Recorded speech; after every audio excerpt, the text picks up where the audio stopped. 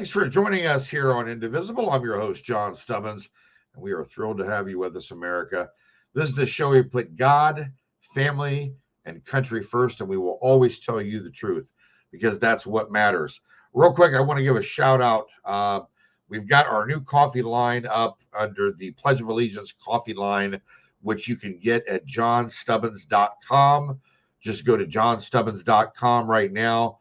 Every bag of coffee that you buy allows us to do our work in helping veterans and helping fight corruption, like with the Adam Schiff case that we're fighting right now, and news breaking on that as we speak, bringing it to you so that you can do something about it when you go out and vote for this election. It's extremely important, folks. And look, we've got to do something about it.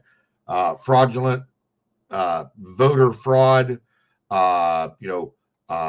bank fraud, mortgage fraud. These are all the things that he's involved with, and we've got to put a stop to it. So it's very important that you do your part and help us get that done.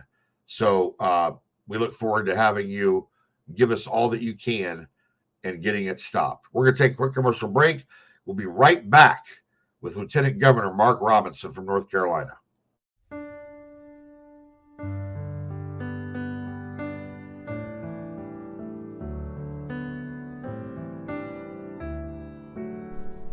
Here's to the overlooked, the overworked, the underappreciated.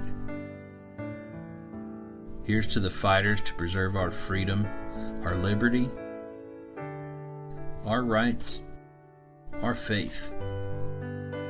Here's to the workers, the farmers, the first responders, and those who serve so bravely in our military. Here's to Americans who proudly hold tight to our values: God, privacy, freedom of speech, life and liberty. Here's to the patriots who love this country and everything it stands for, who should never be canceled for believing in America and the blessings of liberty. Finally, there's a bank for you, Old Glory Bank, named after the flag that represents the fabric of this great country and the people of Old Glory Nation, the engine of America.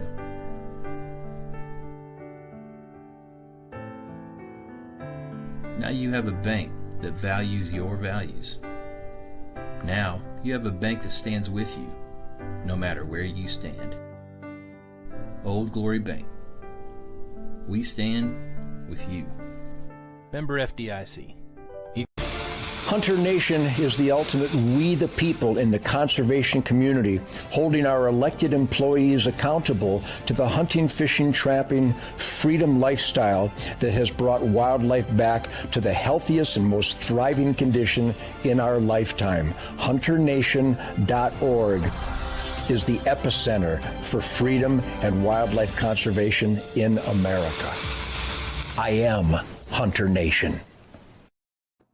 And we're back, folks. I want to bring on to the show my friend Mark Robinson. He is the Lieutenant Governor of North Carolina, and he is currently running for governor. How you doing, brother?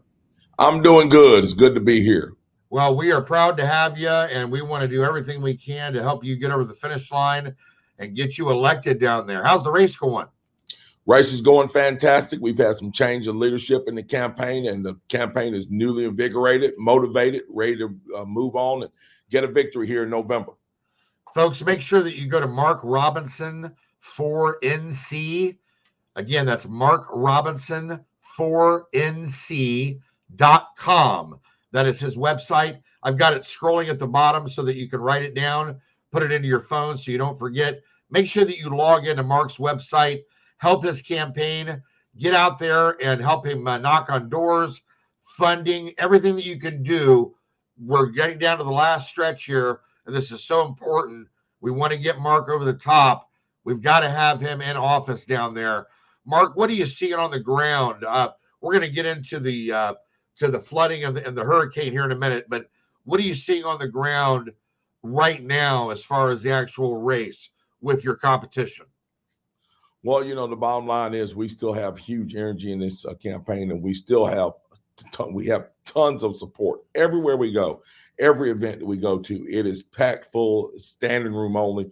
A lot of these places are running over with people. There are people outside of the venue waiting for us. I mean, just the energy is electric with our campaign right now. We continue to move forward, and these folks know that we definitely not only have a pathway to victory, but we have a likely victory. And so the campaign's going very well. Well, that's good to hear. And by the way, I want to just give you a shout out. Even though I'm not from North Carolina, I've been spending a lot of time in North Carolina with a lot of your constituents and doing what I can down there when I can. They've got me spread pretty thin, Mark. I'm in all 50 states right now, and I happen to run into you. Thank God, up in Milwaukee. We were at the NC delegates breakfast up there, but you know how it is when you're spread thin, and it makes it tough. But I want to show, because this is very important here. I want to show some of this footage. This is really important. What's going on here? Where are you? Is this Asheville? No, I believe that was the first shot. We were at a plant there up in Western North Carolina that makes most of the IV bags for the country. And sadly, that the roadway was destroyed there. And that plant's going to be shut down for a while. But all of these shots that you're seeing now, these are all Western North Carolina shots where we visited people, visited sites, delivered goods, you name it. We've done so much up there over the last couple of weeks. The work has been incredible, not only out of my office, but the Franklin County Sheriff's Office, who we coordinated with, and with the people on the ground who were helping us. Well, I want to thank you. And I know that the people of North Carolina want to thank you for all that you did just to be there and to provide assistance. It means a lot, and people take that for granted sometimes, but it's a big deal. And kudos to you and your staff for getting out there on the ground and getting it done for the people of North Carolina. Well, absolutely. To date, we've delivered around 5 million pounds of goods, water, and the essentials. We're trying to work as hard as we can right now to get those folks ready for winter. But we were bound and determined that we were not going to just sit around and wait for orders from the governor or anyone else. We knew our neighbors needed help, and we knew there were other neighbors that were willing to go and help them. And so we organized them as best we could, which turned out to be fantastic. And we moved ahead, and we were able to do some great work with these folks. And I'm telling everybody, I've always been proud to be a North Carolinian, but I am super proud through this because I saw North Carolinians coming through in a way that is absolutely incredible. Well, you just did an amazing job. And like I said, people take it for granted, right? Especially in times of need, in times of catastrophe. I mean, I know they just had another hurricane, just a couple of days ago. So, I mean, when's the next one going to come? It's like, anytime there's one right after another one, you worry about the damage that's already been inflicted and then compounding that problem times 10. You know what I mean? Sure. That's why it's always important for our state to be ready. And unfortunately, that did not happen in this case. Our governor was not here when the storm hit. He was in New York City at a fundraiser, which I find absolutely inexcusable. Inexcusable. He should have energized the entire council of state and given each one of us duties, and we should have all worked together to try to bring some relief to these folks. But when you don't have that proper leadership at the top, that's the type of things that happen. But that's not how we're going to govern. We're going to govern in a way that is efficient, and we're going to govern in a way where we put politics aside and do what we need to do for the people of North Carolina.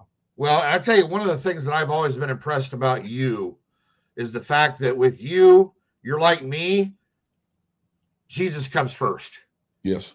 Jesus comes first. And I noticed that in all of your speeches, whether it's at a Trump rally or whether it's Faith and Freedoms, you've had amazing speeches wherever you've gone.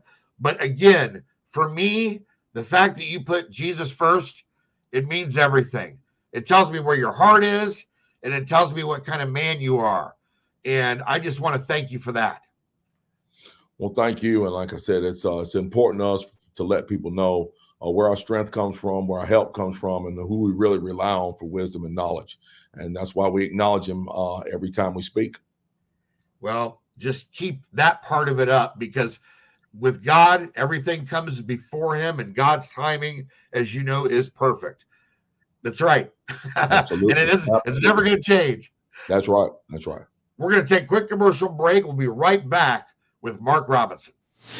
By now, you've all heard me talk about Mike and his great products. Well, guess what? Mike's now introduced his My Pillow, My Slippers, which are fantastic. Great on my feet, soft as can be. I love them. Mike's taken over 2 years to develop these slippers. He's designed them to wear indoor or outdoor all day, all night long. Made with My Pillow foam and impact gel to help prevent fatigue. Made with quality leather suede. For a limited time, Mike is offering 40% off his new My Slippers. The My Slippers are so comfortable, you're going to want to get them for the whole family. Go to mypillow.com and click on the radio listener square and use promo code INDIVISIBLE. You'll also get deep discounts on all My Pillow products, including the Giza Dream bed sheets, the My Pillow mattress topper, and My Pillow towel sets. Or call 1-800-716-4639 and enter Indivisible as your promo code. Indivisible with John Stubbins is proud to support my friends Jim and Angela Holland and Set Apart Farms. Faith-led and family-driven, we're doing things a better way for veterans and their families. For all the ways to get involved, go to setapartfarms.org.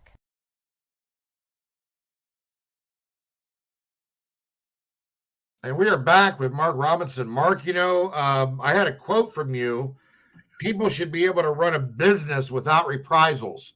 I love that, because it hits to the heart of the matter, doesn't it? It does. It hits straight to the point about what we talk about in this campaign. And we've been laser focused on the issues in this campaign. And for me, the issue just simply boils down to what the governor actually does. We talk about our economy. And our education system being two very important things. But when you look at the economy, the economy is built on 5 pillars: public safety, public education, healthcare, infrastructure, and housing. That should be important to the governor, because the governor is the person who appoints the people over those agencies. And when you're talking about those agencies, one of the things that I'm bound and determined to make sure of is that those state agencies and the people that work in those state agencies understand a simple premise, and I believe most of them already do believe this and know this and try to carry this out. It's just a simple premise that they don't work for the state of North Carolina. They actually work for the people of North Carolina. Another thing that we need to ensure inside those state agencies is this. We've seen a lot of this over time. State agencies being weaponized either for political or social reasons. We cannot allow that in this state. We've got a lot of building to do in this state. We've got a lot of growth that we want to experience in this state. And if we want business to come here and be successful, they have to know that our state agencies and their leadership, the leadership of their state agencies, is laser focused on ensuring that state agencies put up guardrails and not barriers. And that's one of the things that we are laser focused on doing in taking the governor's mansion. 2 quick questions for you. How do you feel about getting rid of the Department of Education, number one? Well, it's not really a thing that would really matter to me. I'm at the state level. I don't really have a voice in that. That would be a question I think would be better suited for our federal delegation. I do feel, however, that the federal government should not be influencing how we educate our children here in the state. The state of North Carolina has enough talented people within the state and enough talented entities inside the state to educate our children, and undue pressure should not come from the federal government. The federal government's not really good sometimes at doing the things that our Constitution prescribes it to do. Right. And so I think they should stay out of the things that they have not been prescribed to do. Well, the reason I asked that question, Mark, is because I'm sure you've been seeing it on these college campuses all over the country, that our kids are being indoctrinated at these colleges, and we're giving them taxpayer money to fund indoctrinating kids. I can't fathom that. We're teaching our kids to hate America in these colleges. So why don't we stop funding these colleges? It's absurd. We've got people marching on these college campuses, wanting to destroy and burn America down, and yet lift up Palestine. It just makes no sense to me. And then we've got kids. It's like, what are they learning? What are they learning? I mean, what is the degree that they're getting, that's allowing them to go out into the workforce and be productive, more productive than, say, an electrician or a plumber or something that you can do with your hands that you can really make good money at, and you don't have to waste $200,000, $300,000, $400,000 on a degree that's worthless. It just burns my blood. Well, one of the things that I found in this whole thing, you mentioned a phrase, you said that they're teaching children to hate America. One of the things that I have found and one of the things that I've discovered is this. I look at people who come to this country from other nations, and they come here, and oftentimes they outpace the native people that live here, the people who have been here their entire lives. And then when you take a deep dive into that, you find something that is quite interesting. You find that these foreign-born people who were not born here, did not grow up in our system, by the time they get here, they know more about our system than many of the average citizens do. They have studied our system, how it works, and how they can work it. So when they get here, not only do they succeed at a high level, they love the country. And the thing that I'm finding is this, and the thing that I believe is this: America is like a supercomputer. Having a supercomputer would be great, but you have to have an instruction manual. You have to be taught how the computer works. If not, it's just a giant paperweight that's going to make you confused. That's what's happening to many of our young people right now. Our young people aren't taught about our Constitution. They aren't taught about our economy and how our economy actually works. And because we haven't taught them how to function inside of a constitutional republic, they're now rebelling against it. If we go back and teach them how to operate inside the constitutional republic, inside of capitalism, they'll love it again. We won't even have to tell them to love it. They'll love it organically. And that's what we got to start doing in education again. Yeah, no, I agree with that. I was talking more about some of the bad actors that are coming across the border. As you know, we've got a huge border catastrophe that's been going on, for quite a while. And a lot of these people are coming across. They say that they hate the country that they're leaving, but they're waving the flag of the country that they're leaving, and they don't want to assimilate to America. You know what I mean? Sure. Well, that's a different ball of wax altogether. I've always said that if you're going to leave the country, your country of origin, and come to our nation, you should be coming here to be an American. Yes. Why would you want to change it into what you left? That exactly. It doesn't seem to make any sense. But we see that a lot. But again, I think where that really comes into play is by the things that are being taught, the things that are being said, particularly by our mass media, and unfortunately, by a lot of our elected officials. A lot of our elected officials are bound and determined and not push the premise that if folks are going to come to this country, they should be coming here either to work for a while and return home, or if they're going to stay, they need to become American citizens. And yes, learn to speak English. Amen. Amen to that. By the way, I love your stance on our Second Amendment rights and the fact that you're willing to stand up for that. Because, a lot of Americans, they think, and look, I work with Hunter Nation. I work with Ted Nugent and Keith Mark and those guys. Donald Trump Jr. joined our board of directors right before we went to Milwaukee, just a couple of days after his dad was shot at. And look, we've been going into these states, these battleground states, and flipping votes. We won the Louisiana governor's race with 62,000 new votes from hunters that did not vote in the last two elections. So we know it's working, and our database is full of 9 million hunters that aren't voting. So we're trying to get those people out there to vote. And same thing with Christians. We've got to get them out there to vote. So both of those demographics are important.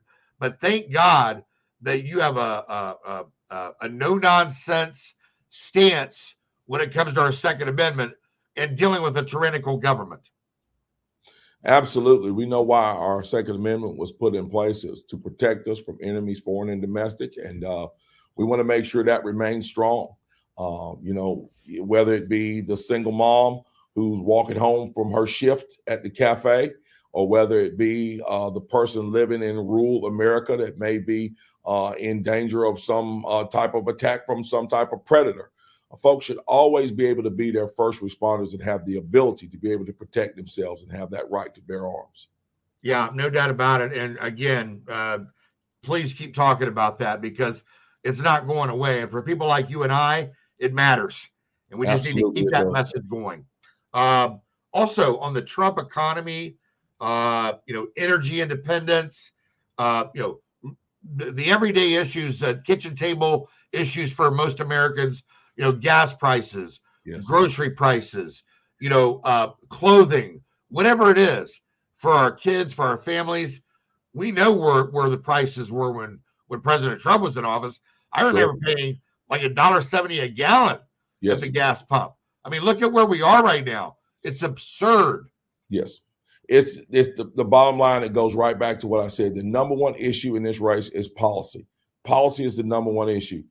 Why was our border secure when President Trump was in office? Why were our enemies standing down overseas? Why was gas $1.78 a gallon? Why were groceries affordable? Why was interest rates low? Why was crime on the trend going down? Because of the policies passed by the Trump administration and his allies. The same story is true right here where I am in North Carolina. In North Carolina, we went from being billions in debt to the federal government to having a $5 billion surplus, to being the number one business destination in the nation for 2 years and now number 2 now. Why did that happen? It happened because of the policies passed by conservative Republicans. This is what this race is about. Policies that work and policies that don't.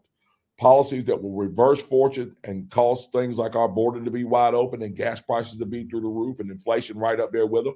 And policies in our state that had us deeply in debt to the federal government. So people have to make the choice based not on personality or politics, but on policies that actually work.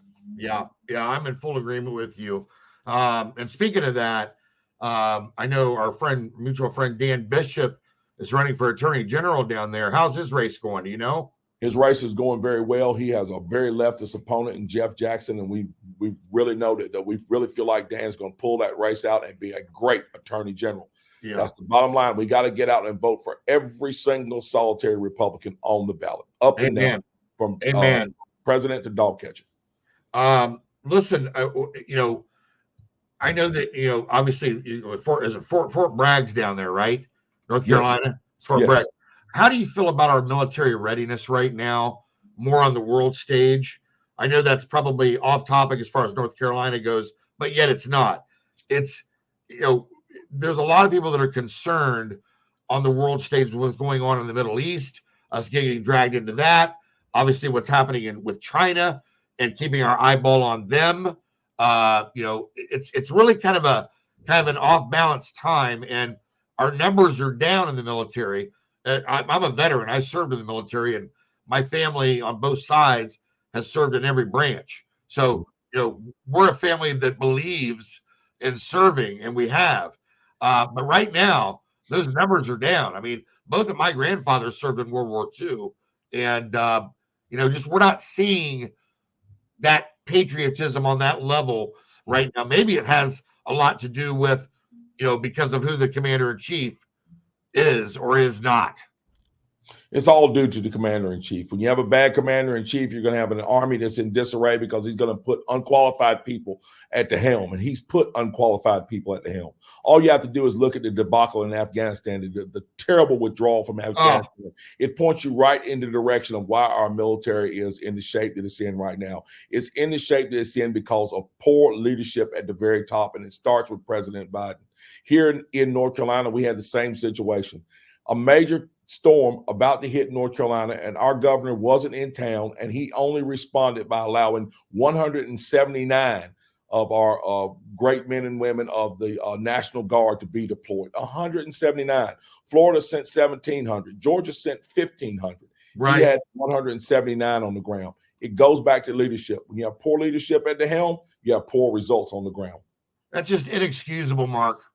I mean, that is inexcusable, and he needs to be held accountable. And the people of North Carolina, you need to hold him accountable because he hasn't done jack. He has not done jack for the state of North Carolina. And I'm telling you, it is time for change. It's time to put Mark Robinson in the governor's office in North Carolina. One last question before we let you go, Mark. Sure. How do you feel with what's going on at the border right now? Not just the people that we've processed, but the gotaways that we don't even know about. I mean, it's really disturbing because we know something's coming. It's coming. So let me give you my take on that here at the state level. So I've told everybody that I can that I believe that when President Trump is reelected, he's going to secure the border. And that's going to be a great thing. But here's the problem. For 4 years, it's not been secure. And any and everybody has come across. And we know that there are a great number of people who have come across for nefarious purposes. I believe here in the state of North Carolina, what we need to do is form a state security council made up of state troopers, made up of the SBI, made up of the National Guard, made up of sheriffs and police chiefs. And their number one mission right out of the gate needs to be to find those who have come to this country for nefarious purposes, detain those folks and either do one or two things: jail them if they've committed crimes in this country, or deport them back to their countries of origin.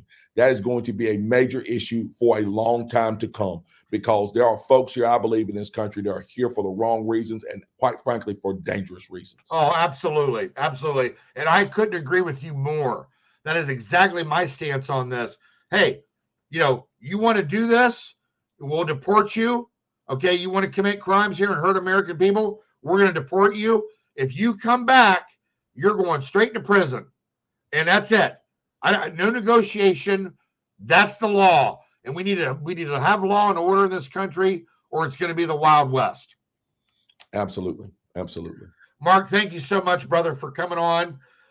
We wish you nothing but the best with your race. And folks, again, go to Mark Robinson 4nc.com. You can also reach out to Mark on Facebook, Twitter, Instagram, but make sure that you get involved, and let's make a change, a necessary change, an immediate change for North Carolina now. Thank you very much. Thank you, sir. It's a pleasure to be here. We'll talk to you soon, brother. Thank you. We're going to take a quick commercial break, and we will be right back. Big news, America. Mike is bringing back the pillow offer for just $29.98. They're the softest pillows. They don't go flat. Wash them and dry them as many times as you like, and they still keep their shape. And they're made in America. Mike is offering his premium My Pillows at his lowest price ever. Queen size for $29.98, regularly $69.98. That's a $40 savings. And king size, only $5 more. Go to mypillow.com and enter the promo code INDIVISIBLE for my show, or call 1-800-716-4639 and give them the code INDIVISIBLE for my show, and you're going to get huge savings. Folks, we are back. A great show tonight. Want to thank Lieutenant Governor Mark Robinson down in North Carolina for coming on the show. We were thrilled to have him, and it was a fantastic show. God bless you. God bless your families. God bless America. We will see you next week.